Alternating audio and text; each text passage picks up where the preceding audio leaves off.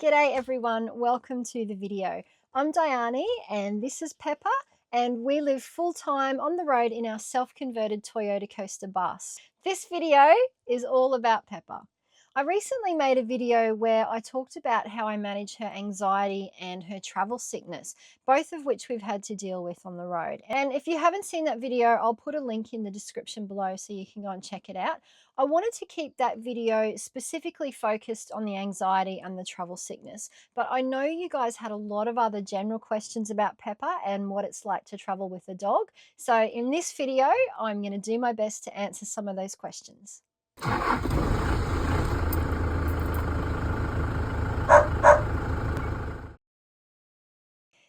For those of you who don't know, Pepper's actually a rescue dog. I adopted her when she was almost 9 months old. She's a wolfhound cross, we think maybe with a stumpy tail cattle dog. We're not really sure. I've never got a DNA test to find out for sure. Maybe we will one day, but she's definitely got wolfhound in her.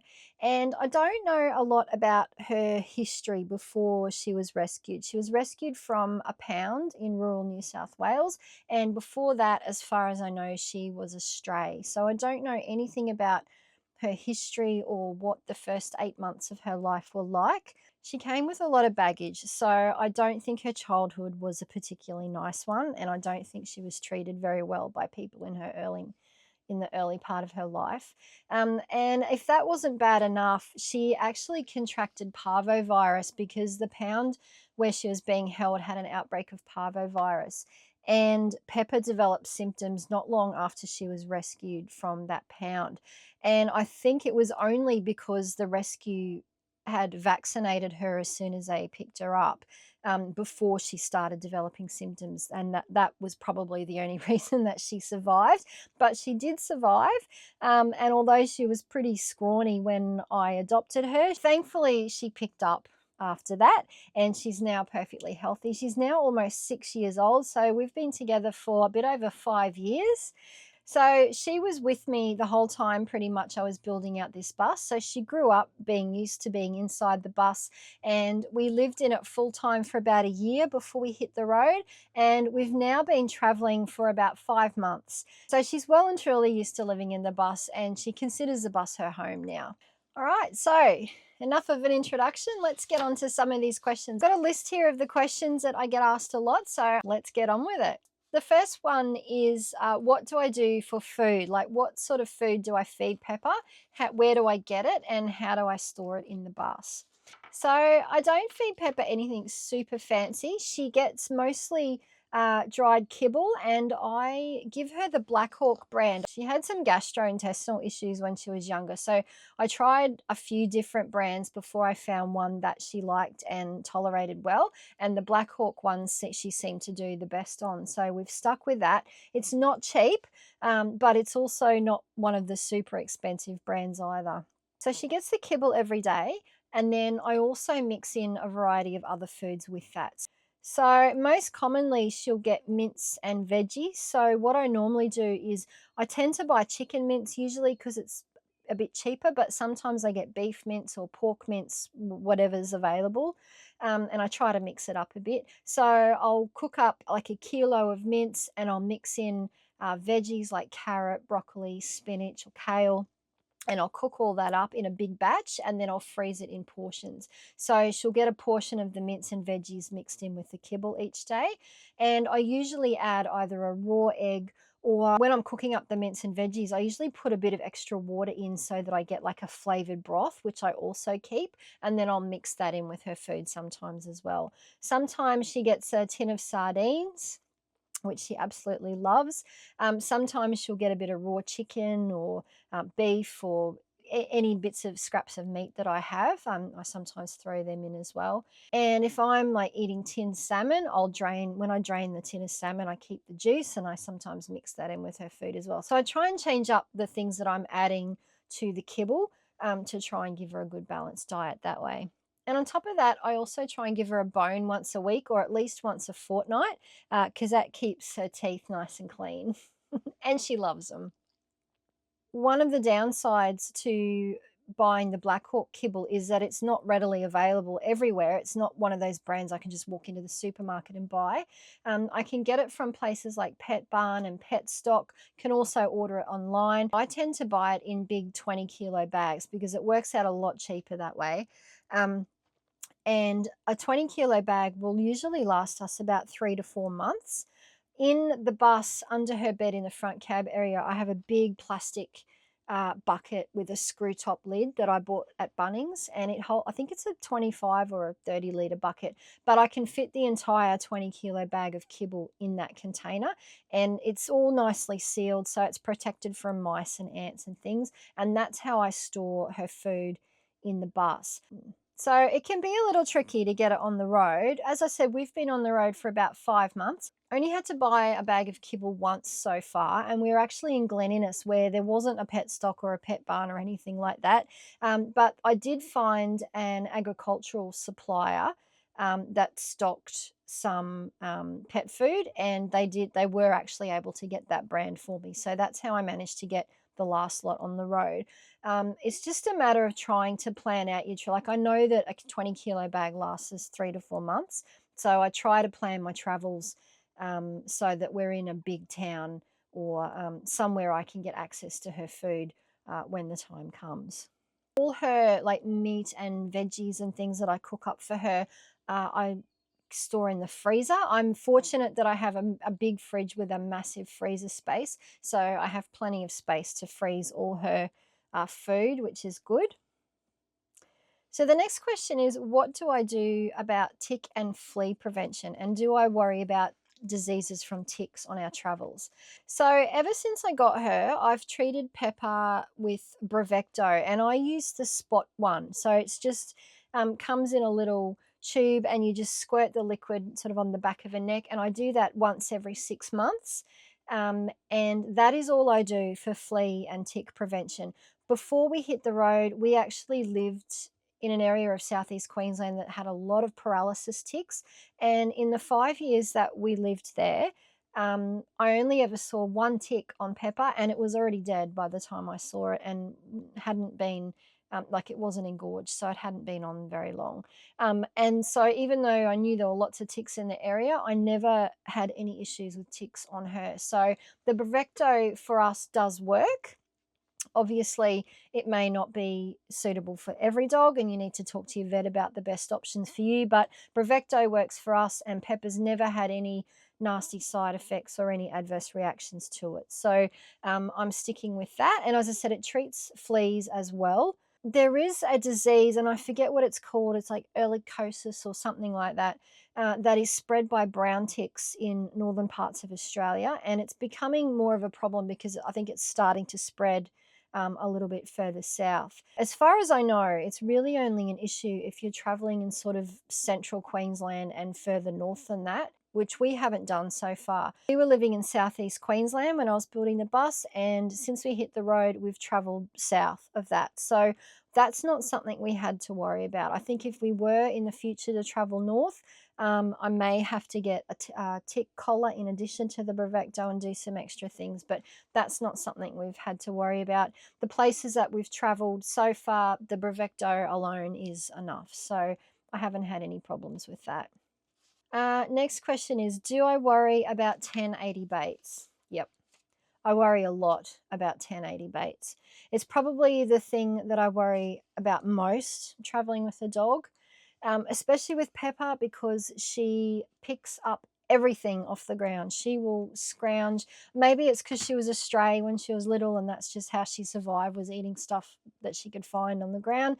Yeah, she will eat anything, and she's super fast. Like there's she knows the command leave it, and she's generally pretty good with that. But if it's something that she considers really high value, she will just ignore you and eat it anyway. She will often find something and eat it before I've even had a chance to notice that she's picked something up. So it does worry me a lot. Um, Obviously, I keep her on the lead most of the time and keeping an eye out as best I can. But I'm aware that some of the areas that we're going to be traveling this year, there's a really high risk of baits being around. So I've actually bought a muzzle and have started training her to wear that. We are nowhere near the point where she can actually wear it for any length of time. I'm having to go very slowly with the training. So it's going to be a little while before she's comfortable wearing that muzzle. So until then, I just have to be really careful about where I walk. I'm certainly not going to take her into any areas where it's obvious that there are baits, like if there are signs and that around. I just won't take her there at all. But obviously, birds can move baits, and there's always a risk that they could be anywhere. So try to be as vigilant as I can. We'll continue with our muzzle training. Um, yeah, but I'm just always something I'm going to worry about. It's a horrible, horrible poison. It should be banned. Don't get me started on it. Yeah, I do. I worry a lot about that, and it's definitely something you need to be aware of. If you don't know what 1080 is, Google it, read up about it, because it's a big deal, and it's really important that everyone traveling with a dog knows about it and is aware of it. All right, so the next question is, how do I keep Pepper clean? She does like to roll in stinky stuff. It's one of her favorite pastimes. I actually hardly ever bath Pepper. I could probably count on one hand the number of times she's had a bath since I adopted her. I honestly maybe bath her once or twice a year, usually, and that's it.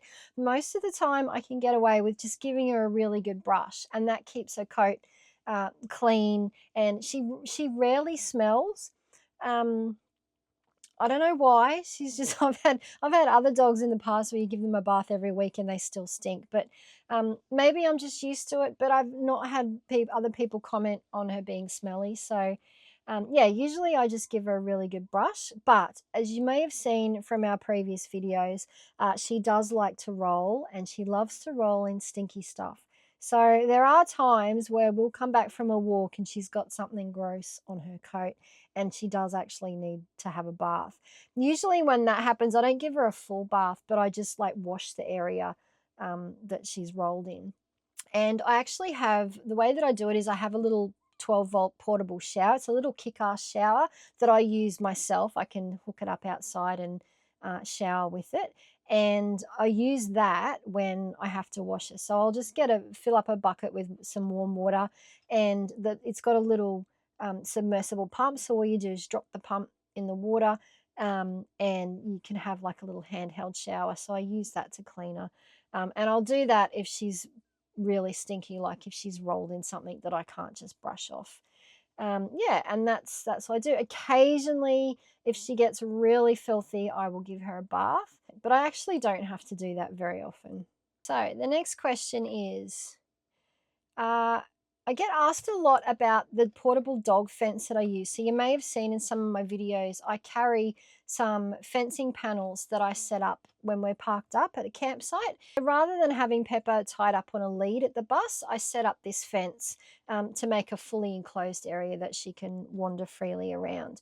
And I get asked a lot where I got that fence from. I actually bought it from eBay. I'll see if I can put a link to it in the description. So you get 8 panels in a set, and I've bought 4 sets altogether. So I kept 3 sets full height, and I used them as like the main part of the fence. And then the 4th set I actually cut. So I needed to cover the underneath of the bus because my bus is fairly high off the ground, and Pepper can easily crawl under it if she wants to get out that way. And she has done that a couple of times in the beginning. So what I did was I bought another set of the panels and just used bolt cutters to cut like shorter panels out of the set, and I join them together with cable ties, and I use that to make a low fence that actually blocks off the underneath of the bus, and that's worked really well. Is the fence strong enough to keep her in? Not really. It's pretty lightweight. She could easily just push it straight over if she really wanted to get out. Thankfully, she hasn't tried to do that. I think she would only do that if there was something that she was trying to chase or trying to get out. Like if a kangaroo or something comes up to our campsite, that would be a risk that she would want to chase it, and she would just go straight over the top of the fence, no problem at all. I never leave her in the fenced yard unsupervised. So I always make sure that I'm in the bus and can keep an eye on what's going on outside. I would shut her in the bus if I had to go and uh, to leave her for a bit. So I don't leave her unsupervised. It's really just like a mental barrier, I guess. She knows that that's her space. The biggest reason I got the fence actually was not so much to keep Pepper in, because she'd be quite happy just on a long lead tethered to the bus. But the main reason I got the fence was to keep other dogs and kids out, because Pepper is a bit reactive, especially to little kids. And to some other dogs as well. And we have had issues, unfortunately, in campsites where people just let their dogs run free, even when they're supposed to be on a lead. And not all dogs are friendly. So the fence is good for keeping other dogs and kids away from Pepper, basically, which keeps her safe. And I carry the panels on the back of the bus. I had a custom storage platform built on off the bus. It's bolted onto the chassis underneath, like where the tow bar would normally be bolted onto. So it's super sturdy. And I've got a rack on there that I can tie the panels to, and that's how I store them when we're driving. So that works out well. They don't take up any space in the bus. They're easy to get on and off the back there when I want to set it up. And yeah, I'm happy with it. It's been really good. We use it at pretty much every campsite unless we're only staying there for one night. Sometimes I don't bother, but usually I'll set it up. It only takes a few minutes to set up and a few minutes to pack down, so it's no big deal. So yes, I'm definitely happy with my fence, and I'll see if I can put a link below the description to the one I have.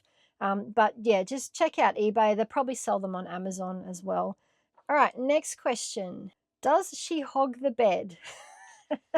So as you can see at the moment, she's on my bed because we're here doing the video. And full disclosure, I'm actually giving her some little treats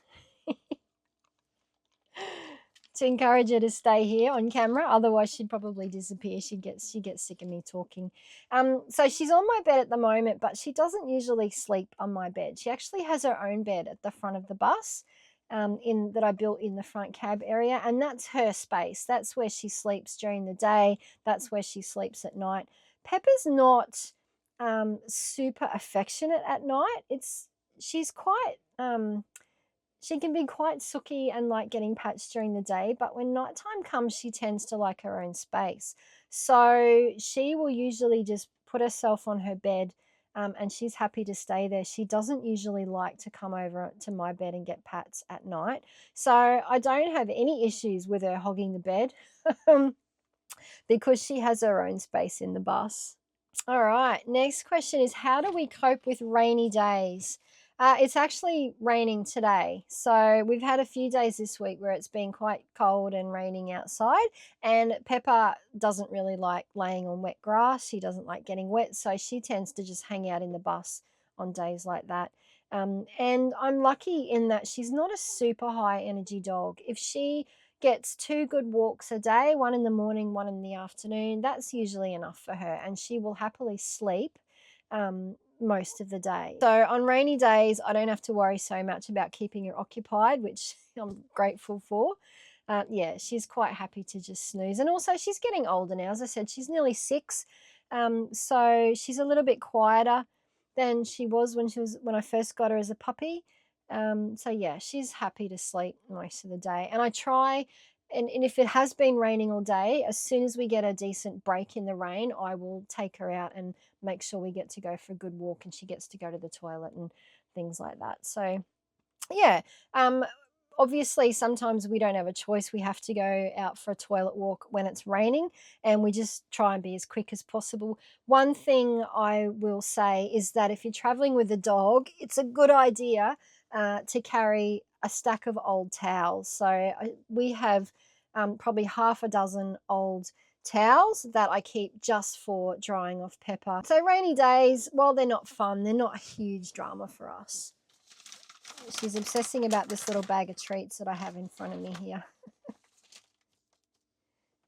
Okay, good girl. All right, next question. What is Pepper's favorite treat? What's your favorite treat, puppy girl? She'll pretty much eat anything. At the moment, we've got, what have we got here? Some wild boar crackle that I got from Pet Stock. That's what she's getting a little bit of today. Um, Also, things like dried liver, dried chicken necks. She'll eat pretty much any sort of dog treat. I think her absolute favorite is bones, like fresh bones, which I try to give her every 1 or 2 weeks. They're certainly great for her teeth, and she absolutely loves them. So I think bones would have to be her favorite. Next question. Did Pepper have a favorite spot? I don't know. Pepper, did you have a favorite spot? Um, that's a hard question to answer. We haven't traveled very far, even though I said we've been on the road for 5 months. During that time, we've stopped in places for several weeks at a time, so we haven't visited that many places. My favourite place so far would have to be Tenterfield, and it's certainly the most dog friendly town we've visited so far, because as well as having some beautiful parks and places, outside places to walk the dog, Tenterfield has a lot of museums and tourist attractions, indoor tourist attractions where you're actually allowed to take your dog in. And also the showgrounds where we stayed in Tenterfield had an amazing big fenced area where you could let the dogs run off lead. So that was really good for Pepper as well. I think she probably did enjoy Tenterfield because there was a lot of different things to see, and she was able to have that time off the lead at the showgrounds each afternoon. I think she enjoyed staying in the free camp in Deepwater, where we've stayed there a few times now, so we've probably been there a few weeks in total. And that's just a very basic free camp, no amenities, in a bush setting, beside a river. But I think she liked it there because there were lots of places where we could go for a walk in the bush, like no cars around, not many other people. So yeah, I think she enjoyed that, going for those long walks every day. This is a tricky question too. So someone's asked if Pepper could choose between the bush, the beach, or the mountains, what do you think she would choose? Um, that's a hard question to answer because, as I said, we haven't been to that many places yet. I don't think we've really spent much time in the mountains. If I was answering that question, I would say hands down, a mountain forest is my favorite place. I absolutely love the Alpine region and, forests and mountains and lakes, and that kind of landscape is what I like. I like the bush as well. I'm not much of a beach person. We did actually go to the beach once on our travels so far. I took Pepper to Corindi Beach. We stayed there for a few days, and that was the first time she had ever seen the ocean or been on the beach. So it was all a big new experience for her. I don't think she was particularly keen on it. She was scared of the water. She wouldn't go anywhere near the waves. I think she liked the smells on the beach, so she had an interesting time, but I think she's quite nervous about it all. So I think to answer that question, she probably wouldn't choose the beach. She would probably choose the bush, I think, because just from the places we've visited so far. So one of the biggest questions that probably a lot of people wonder about is what are the cons and limitations of traveling with a dog? So obviously in Australia, the big one is national parks. 99% of national parks in Australia, you're not allowed to take dogs in. So, yeah, that rules a lot of places out for a lot of people. I'm fortunate that I've already done a lot of traveling around Australia when I was younger, and I've visited a lot of the big national parks already. So, I don't feel like I'm really missing out too much if I have to skip national parks for the next few years while I've got Pepper. Fortunately, there are a lot of other places like state forests, crown land reserves. There's lots of other places where dogs are allowed. So we haven't run out of things to see just yet. Um, but yeah, national parks, if that's something that you are wanting to do, then you obviously need to consider that because you cannot take dogs into almost all national parks in Australia. There are a couple, I think there's a couple in South Australia, and maybe one or two in New South Wales where you are allowed to take dogs, but they are the rare exceptions. Most national parks, dogs are completely forbidden. In fact, in a lot of places, in a lot of states, you're not even allowed to have a dog in a vehicle parked in a national park. Even if they don't get out of the vehicle, they're not allowed to be there if the vehicle's stopped in a national park. So it does make it hard. Um, Other things, challenges traveling with a dog, obviously it's not just national parks, there's other places you can't take dogs, like into shops, some museums, indoor attractions. There's a lot of places that won't allow dogs, and that's especially a problem if you're traveling solo. I've seen a lot of couples and families on YouTube traveling with dogs, and it's not so much a problem because if there's something that you really want to see, you can take turns and someone can stay back and mind the dog while um, the other person goes into the shop or checks out the museum or whatever. If you're traveling solo like me, obviously that's not an option. You don't have the luxury of having someone with you to mind the dog. So for us, if Pepper is not allowed, then we don't go. So I have had to miss out on a few places, but honestly, there hasn't been anywhere yet that I've been really disappointed about missing out on. Most of the things are things like, I'd love to go into little op shops in the towns that we visit and all the little boutique shops that you find in country towns. I would love to just be able to wander in and out of those and check them out. And I can't do that if I have Pepper. I don't like to leave her tied outside in the street. I worry about people stealing her. Yeah, getting attacked by other dogs or whatever. So I tend to not do that. So I have had to miss out on a few things like that. But at the same time, that saves me money because I'm not going in the shop. I can't buy anything if I can't go in and look. So, but it is something you have to consider.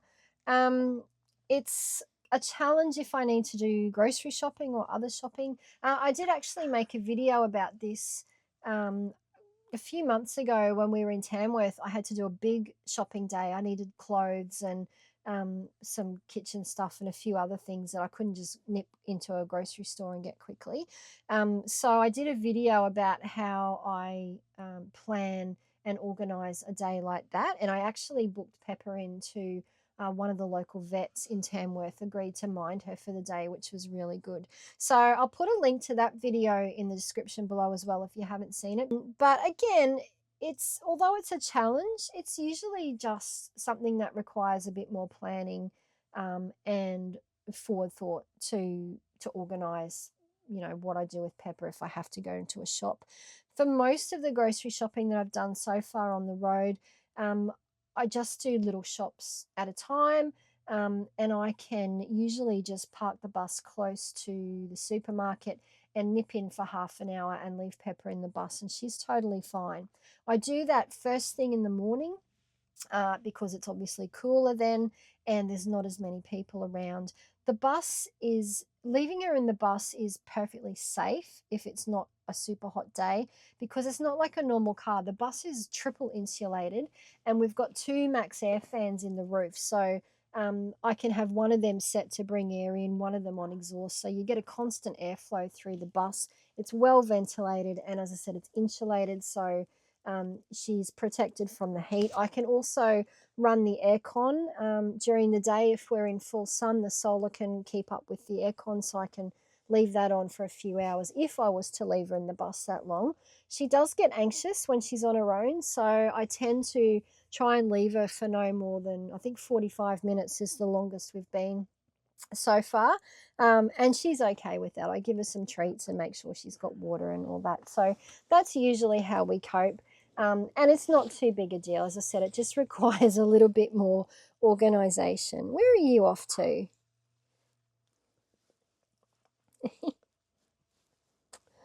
Yeah, so there are, of course, limitations to traveling with a dog, but I have to say, it's worth putting up with them because the benefits for me of traveling with Pepper far outweigh all the challenges. I mean, she's good company most of the time.